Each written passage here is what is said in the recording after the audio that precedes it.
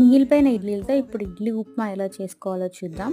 ముందుగా ఇడ్లీల్ని స్మాష్ చేసుకొని పక్కకు పెట్టుకోవాలి. ఇప్పుడు స్టవ్ ఆన్ చేసి ప్యాన్ పెట్టుకొని అందులో కొంచెం ఆయిల్ వేసుకోవాలి. ఆయిల్ వేడయ్యాక అందులోకి పోపు దినుసులు వేసుకోవాలి. పోపులో కొంచెం బద్దపప్పు ఎక్కువ వేసుకుంటే టేస్ట్ బాగుంటుంది కాబట్టి మీకు కావాలంటే ఎక్కువ వేసుకోవచ్చు. ఇప్పుడు ముందుగా కట్ చేసుకొని పెట్టుకున్న ఆనియన్స్, పచ్చిమిర్చి, క్యారెట్ వేసుకొని కొంచెం సేపు అవి వేగనివ్వాలి.